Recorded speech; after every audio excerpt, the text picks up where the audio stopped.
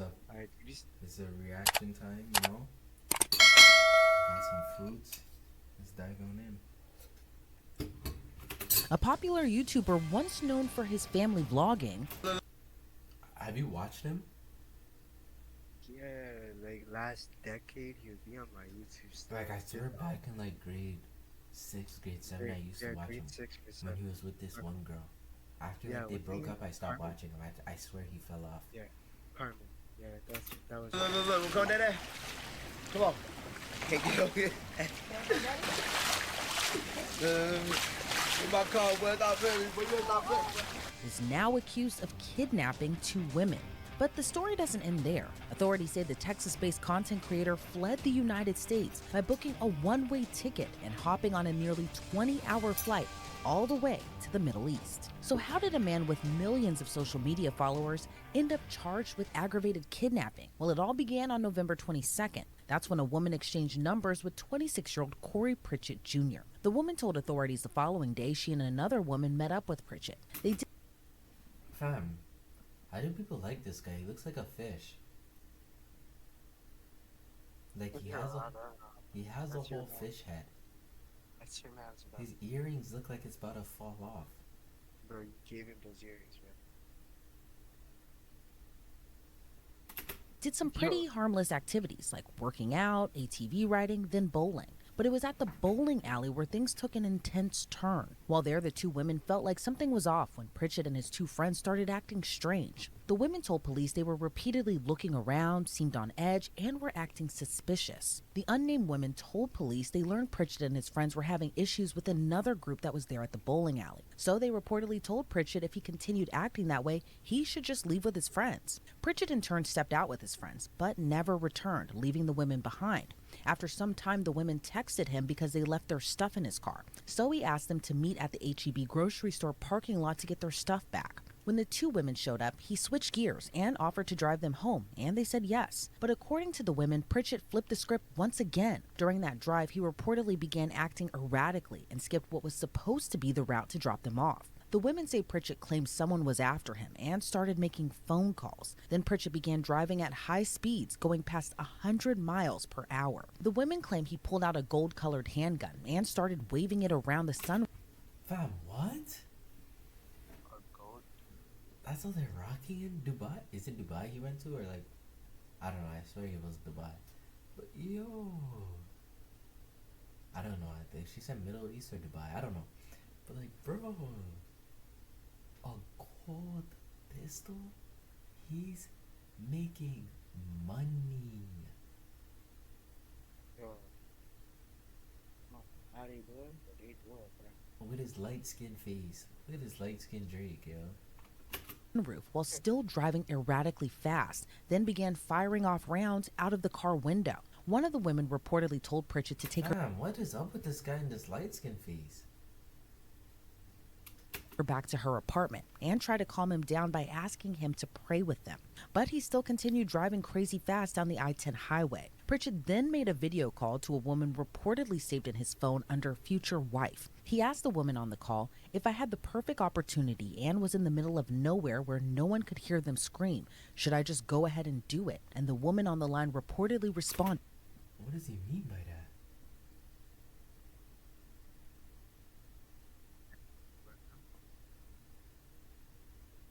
What does he mean by that? Why does he look like an elf? Not an elf. I forgot what it is. Is it a troll? I forgot what it is, bro. He looks like something, bro. yes. For the women in Pritchett's car, though, they were seemingly in fear of their lives. The women told police that Pritchett told them, I'm gonna F y'all and then kill y'all. By this point, the women said they were texting one another during all of this. But authorities say Pritchett then started pointing the gun at them and took their phones away so they couldn't communicate with each other. According to police, Pritchett then pulled off the highway onto the shoulder of I-10 near Sealy, Texas. Seemingly with a change of heart, he told the women to get out of his car, telling them this is your only opportunity. One of the women said she tried to get her phone back but wasn't able to. Then Pritchett drove off, leaving them stranded on the side of the road at night. The women told police they spent more than an hour along the side of the highway before they were able to flag down a driver who called 911. But clues pieced together by investigators would help corroborate their story. One of the women had the Life 360 app on her phone, and screenshots, which included timestamps He's cooked. and the route they took, supported the victim's story of what happened. Pritchett was ID'd through his driver's license and social media pages. But when investigators reached out to him, his phone was no longer in service. Instead, they found out through TikTok that he was planning to move to Dubai. I moved to Dubai. The people just want feel so. Yo, I know Dirk is pissed. I know Dirk is like, how? At the time, yeah. Yo, I saw Dirk try doing that too. So good out here. My kids, listen. So I'm having more kids, right? With my future wife, for sure. And Aiden, my kids are gonna be homeschooled, bro. It's getting real wicked in the United States. A lot of y'all not paying attention because a lot of y'all sleep, and the news outlets are not speaking on a lot of that's going on there. It's gonna get real over there. Y'all might think I'm lying. Y'all might think I'm just talking. Y'all seen other people probably saying it, but you know people don't believe until the shit hit the fan. That's one thing I noticed about most people in the United States. They want to party, live life, until it hit the fan. When it hit the fan, and everybody like, oh, they want to scatter. No. But according to the FBI, they confirmed Pritchett bought a one-way ticket to Qatar on December 9th. A little more than 2 weeks later after buying that one-way plane ticket, Pritchett was officially charged on December 26th with one count. Bro, what the hell is this?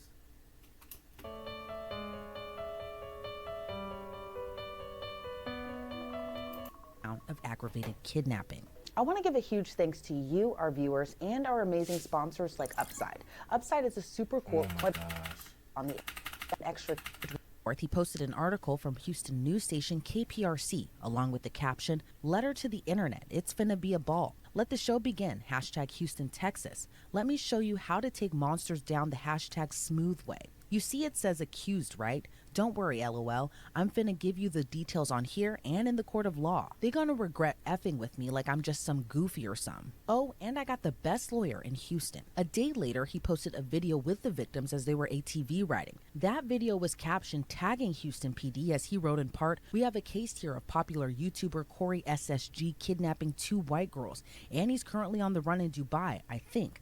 IDK, but yeah, the FBI should be after him." A pretty wild case that is now ranging across 2 completely different countries that are thousands of miles away from one another. So let's bring on retired FBI agent Colin Schmidt to get his thoughts on this. Colin, thank you so much for joining me today. You know, what is your reaction to this case, from Pritchett's alleged erratic behavior to trapping these 2 women allegedly in his car and leaving them stranded on the side of the road, then later fleeing off to Qatar?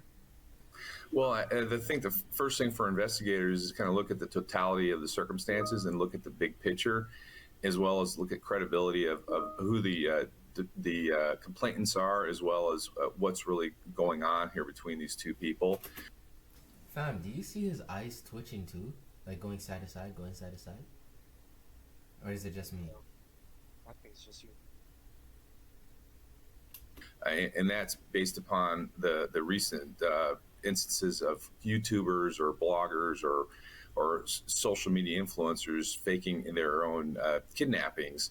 So to prevent a waste of resources, they have to just take a step back and kind of look at the big picture. And then, of course, if there is some merit to this, then they're going to have to kind of dig in and find out exactly what really went on between these 2. And investigators also say that, you know, GPS data from Life 360, which was an app that was on one of the women's phones, that helped corroborate their story. Talk to me about how investigators use that type of data to kind of piece together, or at least verify these types of allegations. Well, in this case, the victim made it easy for law enforcement to track her because they did have the Life 360 app on there. I'm familiar with the app. It's fantastic. And I have used it with my kids as well. So if that wasn't on there, the first step with all these cases, and even if it's a bank robbery or a fraud case, is going to be the phones, and to look in to see if there's any GPS data, tracking data in that phone to find out and to corroborate what the victim is saying that the assailant did. Yeah, and it's also, unclear right now, but from what we do know now, do you think the erratic behavior on Pritchett's behalf might have been someone actually after him, as he had told these women allegedly? Or do you think there's another reason, possibly like drugs, that kind of made him act erratically during this whole incident? Well, with the limited information, available, you'd be speculating on why he was acting so erratic. So when somebody's acting erratic, there's some a catalyst or some sort of antecedent that make them do that. So either it's something internal or external, and that's one thing that's going to come out, so to speak, in the wash as the investigators do their investigation and start talking to people and find out why he was behaving in such an odd manner. And then the fact that he fled to Qatar, which is kind of an unusual country to go to, because of it. I doubt he speaks Arabic. Does he have some sort of connection to that country? Yeah, and I was What also, does he going to mean by ask that? you what your thoughts are on him The fleeing to hell? Qatar. What all goes into extraditing a kidnapping suspect? And in your opinion, how long do you think it'll take before he's actually back in the United States? Well, first thing is if we have extradition with Qatar, I'm not aware whether we do or don't for that particular crime because extradition is crime specific. Some crimes are extraditable, some aren't. And then the extradition process is generally very long and it takes at least a year to 2 years. Generally, what the authorities do is they just have the country expel or deport the person that's there. It's a much faster process. Unless the person has some sort of citizenship with that country. And I doubt this gentleman has any citizenship with Qatar. And do you think that trip was planned this whole time, or do you think he kind of did it as an escape to escape those now criminal charges that he's facing? Because I can't imagine, leaving your children behind to go start a new life in a completely different country and just, leave them behind in Texas. Well, if he was going to Mexico, I would say there wasn't a lot of thought put into it because obviously it's just right over the border. But to take an international flight, I mean, you have to fly through an international hub, whether it be Houston or Los Angeles or New York, and then make a couple of connections to get to Qatar. So, and then, of course, the flight itself is pretty expensive, and then there is going to be some scrutiny on him on when he lands through the authorities there in Qatar. So there had to be some sort of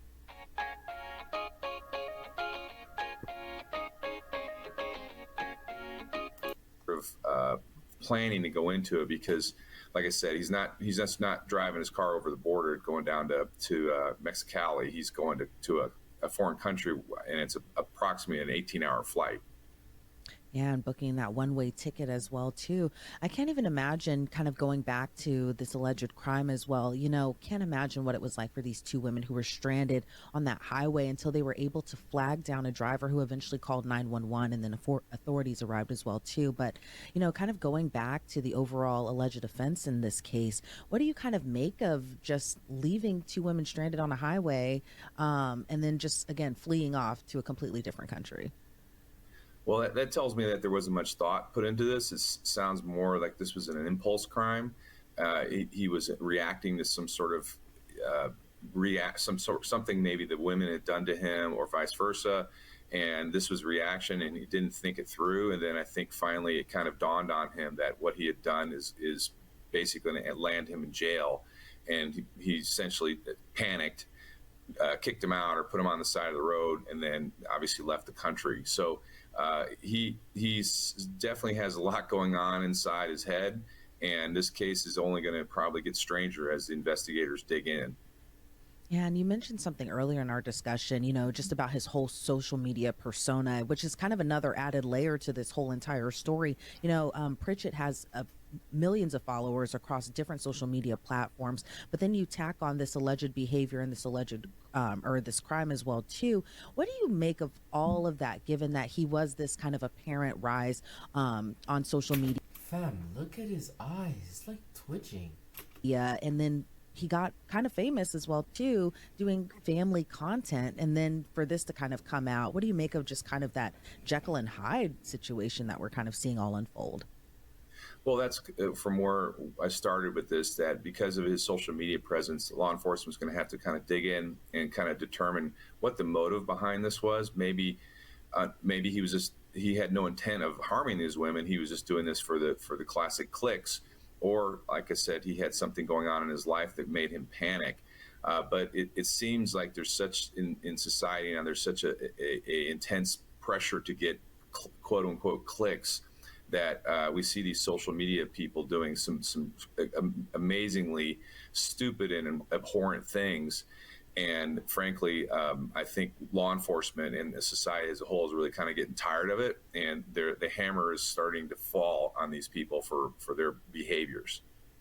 Now, say Pritchett makes it back to the United States, he's facing this kidnapping charge. How long of a potential sentence or punishment do you think that he could be facing now? Well, if the federal authorities get involved, I believe you could get up to life in prison for kidnapping. So depending on the circumstances and if it's provable, in this case, he didn't take the victims over state lines. So there's an argument that it's not a federal crime. However, there is a kidnapping statute in Texas. So, and Texas has a pretty aggressive law enforcement culture there. So he's going to be facing some jail time if it turns out that this was legitimate kidnapping, and these women are willing to testify. All right. Well, Colin, I want to thank you so much for joining me and giving me insight into this case. Before we sign you off, though, anything else you'd like to add? I think it just comes, Colin, like I said, full. Colin, could you please fix your eyes? Real talk. Circle about all this social media clicking nonsense, and it's really gotten out of hand. And I think it's long past time for authorities to start cracking down, because. All right, bro. I'm tired of Mr. Eye Twitchy. Keep jazzing. I'm gonna see you guys. Woke up just thinking about copping that spider. Walking right in and pull out with a title. Wanna lit like a lighter. Popping my shit, make these niggas don't like us. Yeah, be like disciples on top of your roof. You can